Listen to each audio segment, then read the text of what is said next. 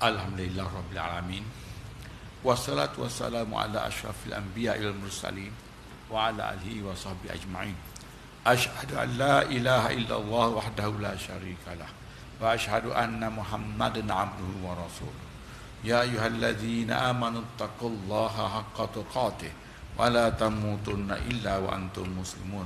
Ya ayyuhalladzina amanu taqullaha wa qulu qawlan sadida yuslih lakum a'malakum wa yaghfir lakum dhunubakum wa man yuti' Allah wa rasulahu faqad faza fawzan 'azima.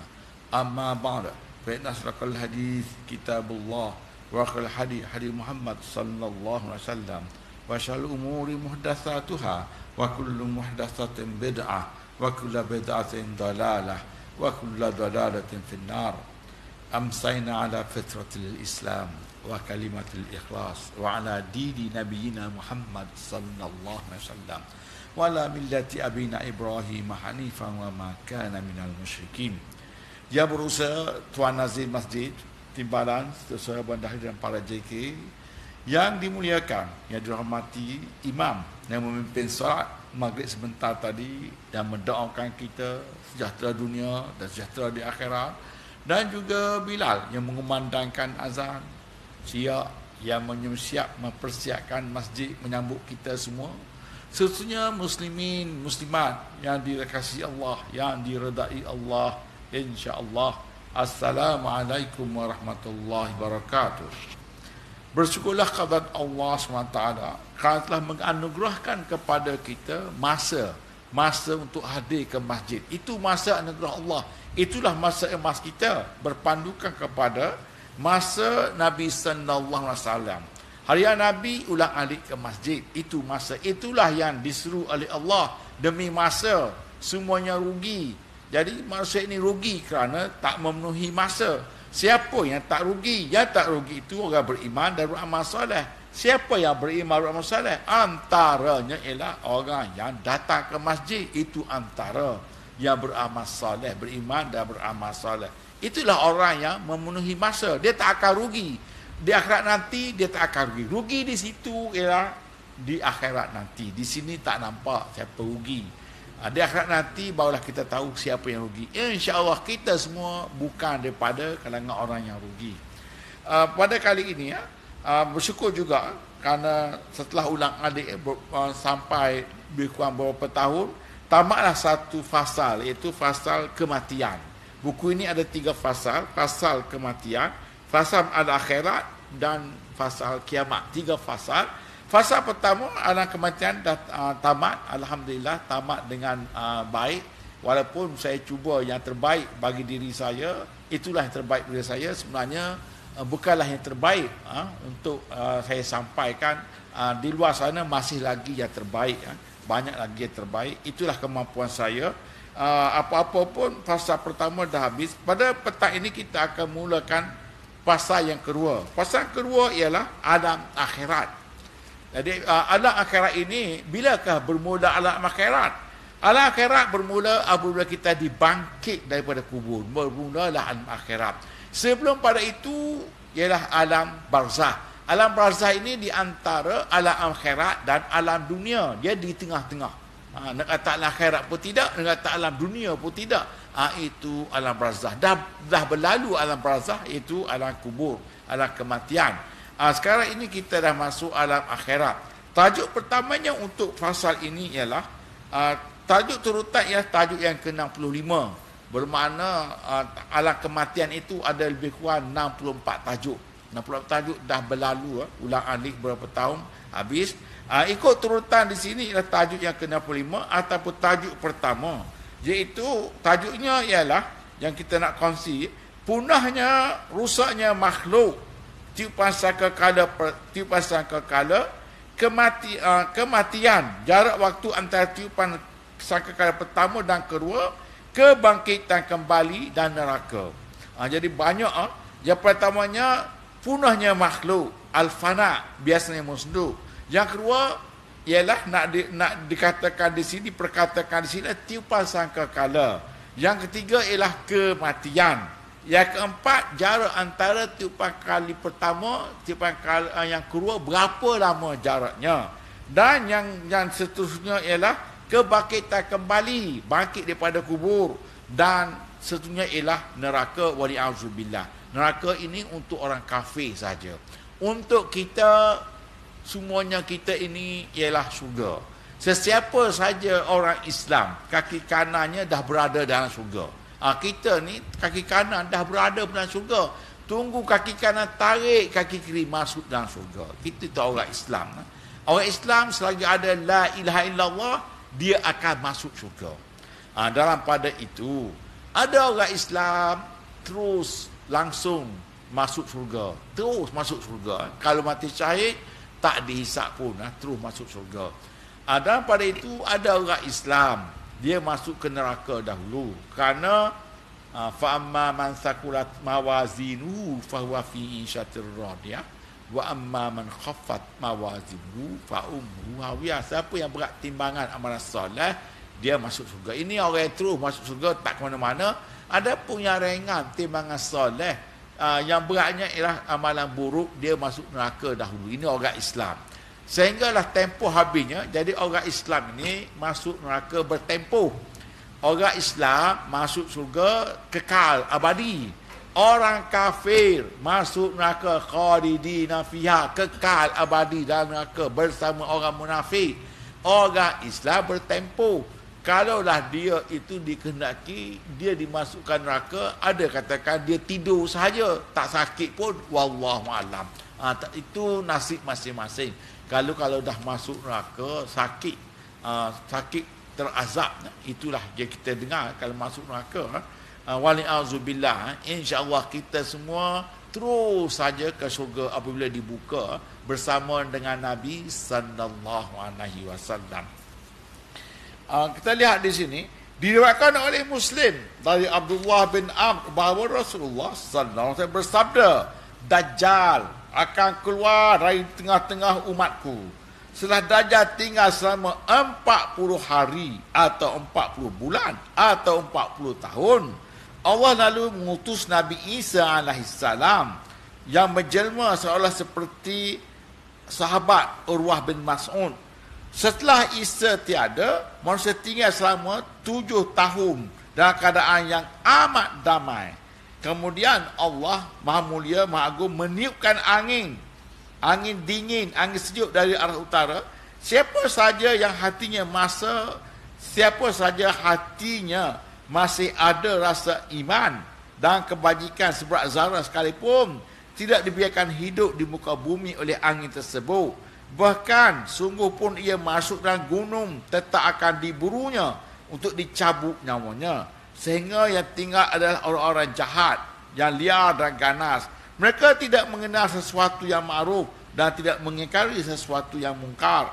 Lalu datanglah setan kepada mereka dan berkata, tidakkah kamu bersedia memenuhi ajakan aku? Mereka balik bertanya, kamu mahu menyuruh kami lakukan apa?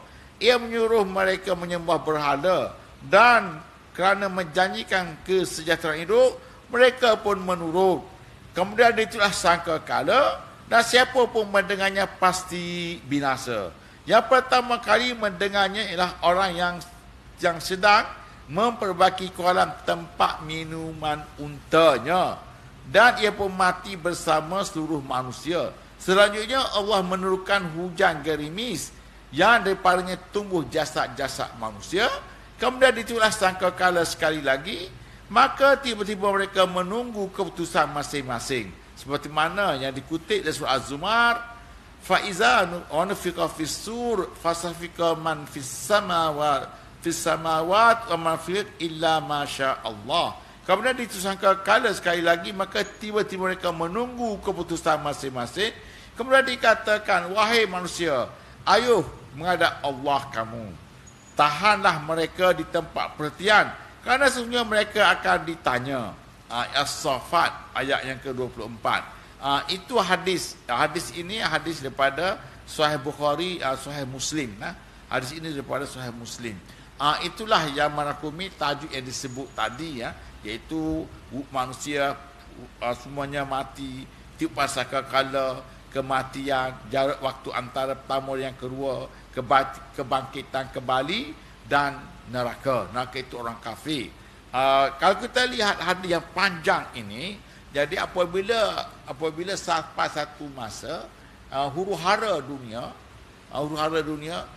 dan ketika itu muncullah Dajjal. Rambut kerinting, matanya buta sebelah kanan. Setiap orang Islam kenal Dajjal. Jangan rusing, jangan. Tak ada pun orang Islam akan ikut Dajjal. Tak ada orang Islam. Sebab diberi hidayat petunjuk daripada Allah. Setiap orang Islam kenal Dajjal apabila melihat dahinya ada tulisan kafir.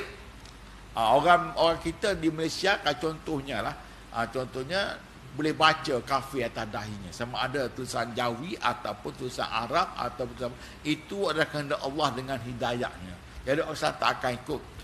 Dan Nabi ajar kepada kita, ajar bukan main lagi. Allahumma inni a'udzubika min fitnatil masihid dajjal. Doa itu dibaca sebelum kita beri salam setiap kali solat. Mungkin solat fardu kita tak sempat baca solat fardu kerana imam selepas selawat ke atas Sayyidina Ibrahim dan Nabi kita Nabi Muhammad sallallahu alaihi wasallam, imam akan beri salam. Jadi perbanyaklah kalau solat sunat. Kalau kita solat sunat bersendirian, bacalah semua doa-doa, dan saya akhir itu tak panjang pun. Dan termasuklah doa fitnah, doa daripada azab kubur, doa kematian, doa azab kubur, doa azab neraka, doa Dajjal, ada 4, dan doa fitnah hidup dan mati. Dan keempatnya doa daripada fitnah Dajjal. Sebab Nabi ada doa Nabi sedemikian. Nabi ajar kepada doa itu, doa daripada Nabi sallallahu alaihi wasallam. Bermohon daripada fitnah Dajjal itu diajar sendiri oleh Nabi dalam hadis sahih Bukhari dan Muslim. Fitnah Dajjal ini besarnya kerana dia mengajar orang kepada kekafiran. Kita di sini ada orang ajak kekafiran, bukan tak ada, ada. Walan tarda ankal yahudu walan nasara hatta tattabi'a millatahum, ada. Tetapi Dajjal lebih daripada itu lagi. Sebab dia dikurniakan, diberi oleh Allah kuasa-kuasa tertentu. Apabila dia lintah kawasan kering, dia boleh turunkan hujan.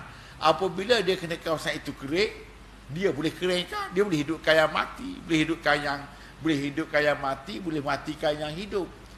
Itu Dajjal, dia ada kuasa yang diberikan oleh Allah, tetapi bukan mukjizat. Itu adalah kehendak Allah. Dan apabila di sini dikatakan Dajjal menyesatkan manusia, yang ikut itu ialah orang kafir sahaja. Ketika itu orang Yahudi dikatakan ikut Dajjal. Ketika itu dia dikatakan berada 40 hari atau 40 bulan atau 40 tahun.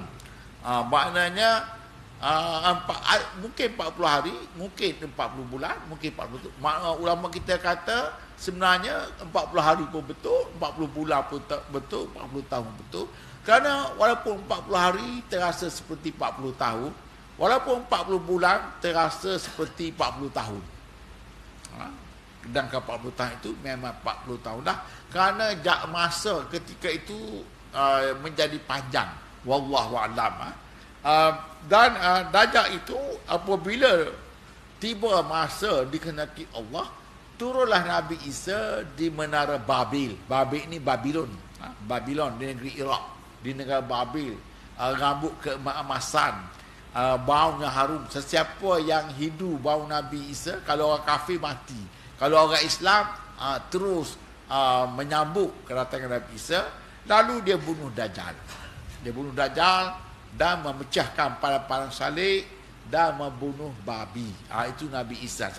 Lalu Nabi Isa memerintah di muka bumi selama disebut di sini Nabi Isa itu turun seperti sahabat Urwah bin Mas'ud. Tak nyatakan berapa lama, boleh jadi 40 tahun. Setelah itu Nabi Isa pun wafat. Mengikut Qurtubi, pengarang buku ini, Nabi Isa dimakamkan di sebelah Nabi Muhammad sallallahu alaihi wasallam kerana tanah yang diciptakan, tanah yang yang ada pada jasad Nabi Isa, tanah yang diciptakan untuk Nabi Isa itu tanah yang sama tanah Nabi Muhammad sallallahu alaihi wasallam. Jadi siapa yang tanah sama, dia akan kembali ke tanah di situlah. Maknanya dikuburkan situ. Makam di situ ialah Sayyidina Abu Bakar As-Siddiq dan juga Sayyidina Umar Al-Khattab. Kerana Umar dan Umar Al-Khattab pun tanah yang sama dengan tanah Nabi sallallahu alaihi wasallam. Sebab itulah dia dimakamkan di situ. Qurtubi kata ada seorang lagi iaitu Nabi Isa alaihissalam. Nabi Isa, apabila Nabi Isa wafat, dunia aman selama 7 tahun. Dikatakan 7 tahun aman damai. Kemudian setelah hidup aman damai, lalu Allah hantar satu angin dingin. Jadi orang Muslim yang ada iman sebesar zarah sekalipun, apabila dia menghirup angin itu, dia akan mati, wafat. Kemana dia pergi pun, kalau dia hirup angin itu, terkena angin itu, dia akan wafat. Tinggallah dunia ini orang kafir sahaja. Sebab itulah dalam hadis kata, kiamat ini berlaku ketika orang tidak ada lagi orang Islam, orang kafir semua. Maksudnya bagaimana berlaku? Kalau di sini disebut orang Islam terlebih dahulu wafat mati apabila diutus oleh Allah angin yang dingin. Angin itu angin yang mencabut yang seluruh manusia, tinggallah yang kafir. Jadi orang kafir huru-hara itu datanglah setan. Ikutlah aku. Ikut mereka bergembira ikut syaitan. Dan akhirnya ditiuplah sangkakala. Kemudian ditiuplah sangkakala, siapa pun mendengarnya akan mati. Dan orang yang pertama mendengarnya ialah orang yang sedang membaki kolam untuk minuman unta. Itu kiasan orang yang sedang mempersiapkan kenderaan mewahnya. Sebab unta itu kira kenderaan yang kenderaan berharga ketika itu. Kalau sekarang ini mungkin kereta mewah. Orang yang sedang mempersiapkan kereta mewah, itulah orang yang pertama mendengar tiupan sangkakala dan dia mati. Yang lain pun ikut matilah. Apabila di sangkakala pertama, perbahasannya panjang. Adakah terus mati di sangkakala pertama? Belum lagi, tak mati. Mereka lihat langit bergulung, matahari jatuh, kemudian barulah mereka mati. Wallahu a'lam. Maknanya apabila di sangkakala pertama, maknanya dengan itu juga langit bergulung seperti kata Fatu Morgana, mana merah seperti buah saga. Laut bergulung, bintang-bintang jatuh berguguran. Barulah ketika itulah mereka melihat itu, mereka pun mati. Dikatakan begitu. Wallahu a'lam. Ada juga mengatakan dengar semuanya mati. Sebab situ sangkakala pertama itu bersama juga dengan kiamat. Berguguran semua yang ada di muka bumi ini. Bumi pun terbelah, bumi pun terbelah. Iza samsu kuwirat wa iza nujumun qadarat iza sama'un fatarat wa iza al-kawakibun tasarat wa iza al-biharu fujirat wa iza al-kuburu bu'asirat. Banyaklah. Al-Qari'ah, Mal-Qari'ah, yauma yakunun nasu kal farasil mabsus. Apabila berlaku kiamat ni, manusia ini seperti kekabu yang manfus, yang dihembus. Wa takunul jibal kal ahni min manfus. Gunung ganang yang terpacak kuat itu seperti kapas-kapas berterbangan pada hari itu. Dan dikatakan orang kafir aja ketika itu. Wallahu a'lam. Itulah kiamat yang berlaku. Kemudian itu sangkakala sekali lagi, barulah mereka semua bangkit daripada kubur masing-masing. Kemudian dikatakan, wahai manusia, apalah? Jadi tak bergerak sehingga ditanya apa yang kita lakukan di dunia. Itu apabila kita dibangkitkan. Apabila kita dibangkitkan, sebelum ditiup sangkakala kali kedua, hujan gerimis turun, lalu kita tumbuh seperti cendawan. Kita tumbuh daripada kepala dahulu, berdiri. Maknanya berdiri, Dan ditunjukkan sangka kali kedua kita pun berdiri semua. Ya, dan sebelum pada itu hujan gerimis daripada aras, dikatakan air itu air aras. Jadi kita tumbuh seperti cendawan, dan ditunjukkan sangka kali dua kita pun tegak, bangun tegak dan menunggu keputusan, menunggu huru hara masing-masing. Ketika dibangkitkan, orang Islam beriman bersoleh dibangkitkan dengan mulia. Itu diingatkan. Orang kafir dibangkitkan dengan penuh kehinaan. Contohnya, kalaulah muazzin, tukang azan, orang yang mengumandangkan azan, dia dibangkitkan dengan melaungkan azan. Kalaulah orang itu sedang mengerjakan haji, dia dibangkitkan dengan talbiyah. Kalau orang itu suka berzikir kepada Allah, ketika bangkit kepadanya bergerak kiri kanan, bergoyang kiri kanan kerana berzikir kepada Allah. Seperti la ilaha illallah, la ilaha illallah. Dia berzikir. Dia dibangkit, macam itulah keadaannya. Orang kafir pula dibangkit, ada yang tak boleh bangkit pun. Bangkit rebah. Itu orang kafir yang makan riba. Itu disebut dan akan datang nanti hari kebangkitan. Kemudian dikatakan keluar rombongan neraka. Ada bertanya, mulai dari bila? Dijawab mulai masing-masing 1999, dan itulah hari yang membuat anak-anak menjadi beruban seketika. Hari di mana betih tersingkap, seperti Allah sebut, apabila manusia ini dibangkitkan, kemudian dikatakan keluarkan rombongan neraka. Maknanya neraka ini dalam kumpulan mereka. Ada bertanya, mulai dari bila? Dijawab, mulai masing-masing 995 tahun keluar. Barulah mereka ini keluar, maknanya berkumpul.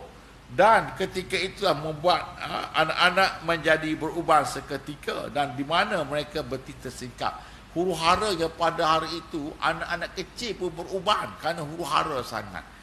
Betih tersingkap itu maksudnya adalah kupasannya, bermaknanya manusia terkejut ketika itu huru hara yang sangat. Huru hara yang sangat, sehinggalah dari kalangan huru hara itu orang kafir.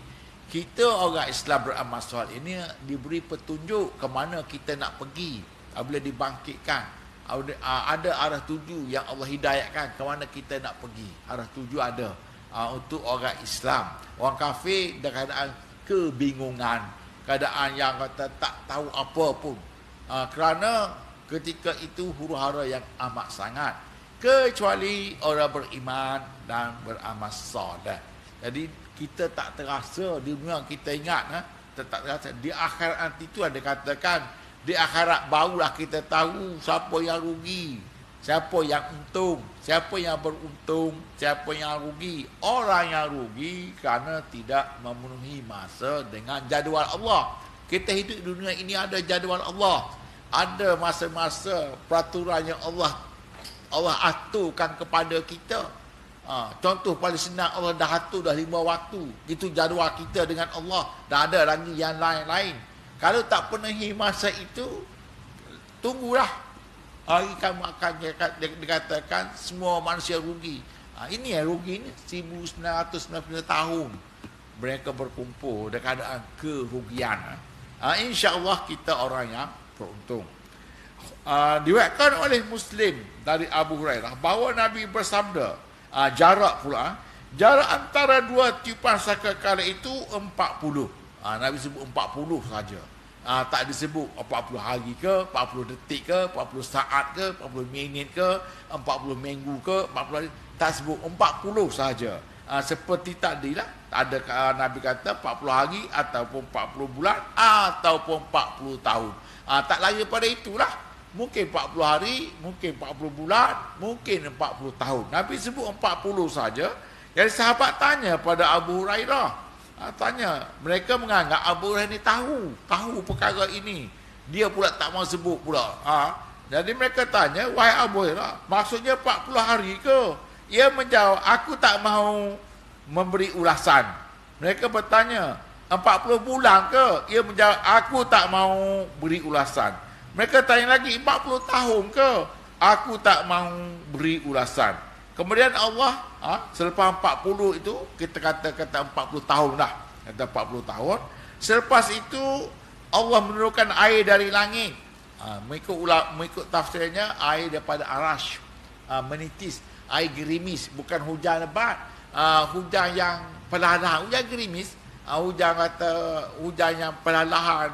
Kalau tadi hujan lebat. Hujan lebat bukan. Hujan yang keadaan yang kata ringan. Yang paling ringan. Hujan itu dikatakan air daripada arash Allah SWT. Dan mereka pun tumbuh seperti sayur-sayur ataupun cendawan-cendawan. Kita semua tumbuh seperti sayur. Semua yang ada manusia akan rusak kecuali satu tulang, iaitu tulang sulbi.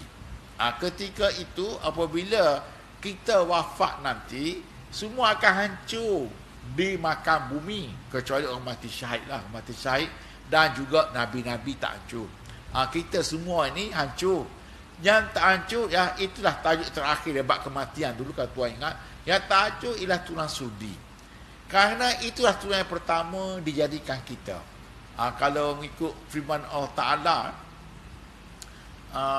walaqad khalaqnal insana min sulalatin min tin thumma ja'alnahu nutfatan fi qararin makin. Kemudian kami jadikan nutfah. Nutfah ini saripati aimani fi qararin makin, dalam kandungan ibu kita. Thumma khalaqnan nutfah alaqah. Kemudian kami jadikan saripati mani itu segumpal darah. Thumma khalaqna alaqata mudghah. Kemudian kami jadikan segumpal alaqah itu mudghah, iaitu seketul daging. Thumma khalaqnal mudghata izama. Kemudian dari daging itu kami jadikan tulang. Thumma khalaqnal izama lahma. Lalu tulang itu dibalut dengan daging. Thumma ansha'nahu khalqan akhar. Lalu kami jadikan dia dalam bentuk yang lain. Jadi kita dijadikan saripati campur laki benih laki perempuan, kemudian darah beku, kemudian nutfah seketul daging. Daripada seketul daging itu jadi tulang. Itulah tulang sulbi. Daripada yang mula-mula itu tulang sulbi. Daripada tulang itulah kerangka kita pun tumbuh. Tumbuh kerangka, paha, betis, apa semua, kepala. Daripada tulang itu bermulanya kerangka-kerangka kita. Dan tulang itu dibalut dengan daging. Sulbi itu dibalut dengan daging. Jadilah kita akhirnya sempurna. Lalu ditiupkan roh. Begitu juga apabila kita mati, semuanya hancur kecuali tulang sulbi. Daripada tulang sulbi itulah disusun kembali seperti mana kita diciptakan dalam kandungan ibu kita. Mana sulbi itu? Apabila kena air hujan, air daripada langit atau dikatakan daripada aras, menyuburkan tanah. Jadi kita tumbuh seperti kita tumbuh daripada sulbi. Yang kita tumbuh dulu ialah yang kita bangkit dulu bahagian kepala. Bermaknanya lain. Bangkit dahulu daripada kepala.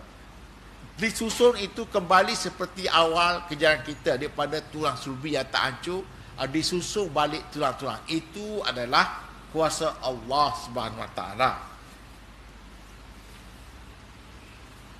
Dalam satu riwayat disebutkan, tulang tersebut selamanya tidak dimakan oleh tanah selama-lamanya. Itu mungkin itu ketetapan Allah. Itu tak akan hancur. Kerana itulah yang akan disusun kembali tulang-tulang kita dan dibalut balik dengan daging. Dan kita pun bangkit seperti mana kita hidup. Dia bangkit. Ketika dia bangkit, kita tidak ada apa-apa pakaian. Dan keadaan yang tak ada apa-apa pakaian, dikatakan ada kata mengatakan kuku panjang kerana tak pernah dipotong. Wallahu alam, betul tidak? Wallahu alam. Tetapi yang mulia ialah orang Islam dibangkitkan mengikut bawaan, mengikut ketika dia mati. Apa kerjanya ketika hidup kepada Allah, iaitu amalan soleh. Amalan soleh ketika amalan soleh yang selalu dia amalkan. Apabila dibangkitkan seperti itulah dia dibangkitkan. Itu kemuliaan kepada kita semua, iaitu orang beriman dan orang yang beramal soleh. Jawab Abu Hurairah, aku tak mahu beri ulasan yang tadi. Jadi ulama menghuraikan pendapat ulama. Abu Hurairah itu tak mahu beri jawapan, tak mahu beri ulasan. Ulama kata ada dua erti. Pertama, Abu Hurairah ini sebenarnya tahu apa yang Nabi sebut 40. Ya, tetapi sengaja tak mahu memberi ulasan. Ataupun Abu Hurairah memang benar-benar tak tahu. Kerana ia tidak sempat bertanya kepada Nabi sallallahu alaihi wasallam. Maka ia menjawab seperti itu. Yang diunggulkannya ialah yang pertama. Pendapat yang pertama sebenarnya Abu Hurairah tahu, tapi dia tak mahu beri ulasan. Adalah sebab-sebab pribadinya, sebab tersendiri dia tak mahu beri ulasan. Sahabat tanya 40 apa? Oh, tak ada ulasan apa-apa. Jadi ulama kita kata sebenarnya Abu Hurairah tahu, dia sengaja tak mahu beritahu. Diriwayatkan oleh Hanad daripada Ibn Sari, Waqi', Sufyan, Abdul Rahman sudah berkata, aku bertanya kepada Sa'id bin Jubair tentang ayat 64 surah Maryam. Kepadanya lah apa-apa ada di hadapan kita dan apa-apa yang ada di belakang kita dan apa yang ada di antara keduanya. Dia juga tak menjawab tentang itu, tetapi aku mendengar bahawa hal itu adalah sesuatu yang terjadi di antara dua tiupan sangkakala. Begitu juga seorang ulama Sa'id bin Jubair, apabila ditanya tentang ayat surah 64 surah Maryam, Sa'id bin Jubair pun tak menjawab, tetapi aku dengar hal itu ialah jadi dalam tersebut itu ialah antara tiupan sangkakala pertama dan tiupan sangkakala kali kedua. Jadi apabila ditiup sangkakala pertama, mati semua, hancur semua, kiamatlah berlaku dan dan semuanya akan mati. Yang hidup ketika itu ada lagi sakit baki hidup, iaitu Jibril masih hidup, Mikail masih hidup, ada lagi makhluk-makhluk yang hidup. Lalu Allah perintah Malaikat Maut ambil nyawa Jibril, ambil nyawa Mikail, semuanya mati. Akhir sekali Malaikat Maut diperintah ambillah nyawa kamu sendiri. Lalu diperintahkan Jibril pun mati. Siapa yang ada? Kullu man 'alaiha fan wa yabqa wajhu rabbika dzul jalali wal ikram. Semua yang ada itu semuanya musnah, musnah semuanya. Apa yang tak musnah? Iaitu Allah sahaja ketika itu. Jadi ketika itu semua dah mati, Allah sahaja yang masih yang kekal abadi selama-lamanya. Yang dikatakan tidak awal, tiada mula dan tidak berakhir, iaitu Allah. Qul huwallahu ahad, Allahus samad, lam yalid wa lam yulad. Bagi orang kafir, ada yang menganut Tuhan itu ramai, ada menganut Tuhan itu tiga. Kalau yang lain lagi, Tuhan itu banyak. Sampai semuanya ada Tuhan, Tuhan langit, Tuhan bumi, Tuhan air, Tuhan sungai, Tuhan laut. Banyaknya Tuhan. Kita qul huwallahu, itulah yang benar sebenar-benarnya. Itulah yang kata yang benar, yang diredai Allah. Jadi orang kafir ni sesat dan menyesatkan. Sebab pertama ialah akidah. Itu belum lagi ikutan kitab mereka, lagilah sesat. Pegangan pun tak betul. Jadi kitabnya lagilah salah. Sebab mana mungkin sama dengan kita, sebab kita asal kita qul huwallah.